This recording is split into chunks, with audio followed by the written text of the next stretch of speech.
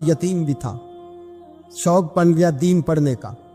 मोहल्लेदार इलाके वाले कहने लगे कहाँ से कमाएगा, ना बाप है, ना माँ है, ना घर है, कहाँ से। हजरत रूमी कहते हैं नौजवान ने जंगल में झोंपड़ी लगा ली। वहां वो सुबह मदरसे जाता, शाम को जंगल में रहता, वहां अल्लाह अल्लाह करता, सबक याद करता। एक दिन बादशाह की बेटी रास्ता भूल गई, जंगल में आई सहेलियों के साथ, बॉडीगार्ड भी साथ थे, पर रास्ता भूल गई। खोती खोती शाम हो गई, ऐसी खोई कि जब रात गहरी हो गई तो आके उस नौजवान के पास रुकी और चिल्लाने लगी। शेर के दहाड़ने की आवाज आती है, भेड़िए के बोलने की आवाज आती है। नौजवान अकेला, सहेलियां बिछड़ गई, गार्ड बिछड़ गए। कहने लगी मैं परेशान हूँ, मुझे जगह मिल जाएगी। नौजवान कहता मैंने शहजादी देखी और मुझे भी पता था कि घर एक ही है और आग को अंदर से दरवाजा भी बंद करना पड़ता है, जंगल जानवर भी आ जाते। कहते मेरी छोटी सी कुटिया में, झोंपड़ी में वो आई, रो के कहने लगी सहारा कोई नहीं, अगर मैं पीछे निकलूंगी तो भेड़िए खा जाएगा। कहते मैंने उसे जगह दे दी। अकेली औरत, चिराग जल रहा है, सबक याद कर रहा हूँ। मेरे नबी पाक ने फरमाया जहां मर्द औरत अकेले हो तीसरा शैतान होता है। और शहजादी, वो बच्चा कहता है सबक याद करता रहा सारी रात। वो बच्ची को कहा सो जा, पर वो कहती है नींद मुझे भी कहाँ आई।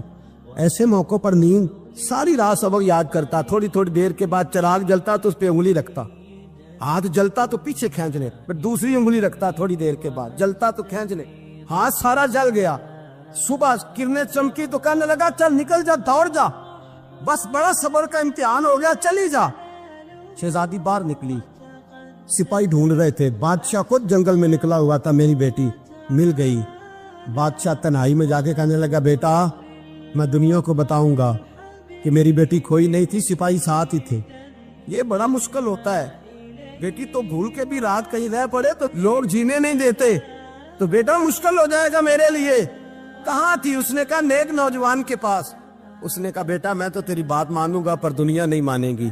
अगर उस नौजवान ने किसी को बता दिया कि तू उसके पास थी तो फिर लोग मेरा जीना मुहाल कर देंगे।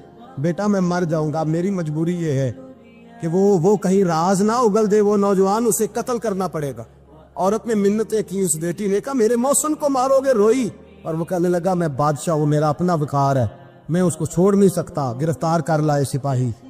वक्त तय हो गया सजा का। अकेले कारकोठरी में रखा गया, जो उसके खास एतबार वाले थे उनकी ड्यूटी लगाई। बादशाह ने बुलाया, पहले बिलम आया। औरत कहने लगी, बेटी कहने लगी एक दफा तो बुलाओ ना, एक सवाल बस पर्दे में रह के पूछना है और फिर जो आपका जी चाहे, मेरे मौसम को मारना तो है, तो मर्जी आपकी। सामने खड़ा किया, नौजवान पर्दे के पीछे, औरत खड़ी हो गई। बादशाह बीच बैठ गया।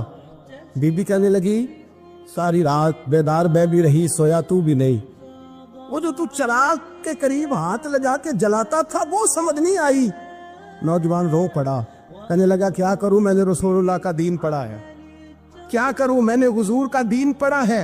मैंने पढ़ा है कि जानी को सबसे नीचे दोज़ख के सबसे निचले दर्जे में जलाया जाए, उसे जहन्नमियों का पीप और रेशा पिलाया जाए, कंद खिलाया जाए। ये रवायतें पड़ी हुई थी। थोड़ी थोड़ी देर के बाद शैतान मुझे कहता था बदकारी कर ले।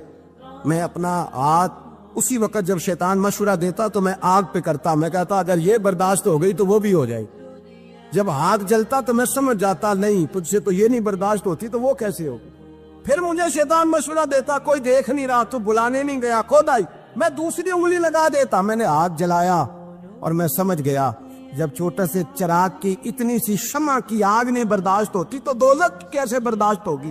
कहते मैं बाज आया। बादशाह ने ये कहानी सुनी, लफ्ज सुने तो चीख मार के रोया। कहने लगा तालिब इल्म तू तो मेरे नबी का सच्चा गुलाम है और मेरे रसूल के जो सच्चे गुलाम होते हैं उन्हें फांसियां नहीं दी जाती, उन्हें तख्त पर बिठाया जाता है। अब तुझे सजा नहीं होगी बल्कि मैं अपनी बेटी का निकाह तेरे साथ करूंगा और मेरे बाद इस सल्तनत का बादशाह भी तू ही बनेगा। अब वो नौजवान वहां नारे लगा रहा है, कहता लोगों तुम मुझे कहते थे दीन से क्या मिलता है।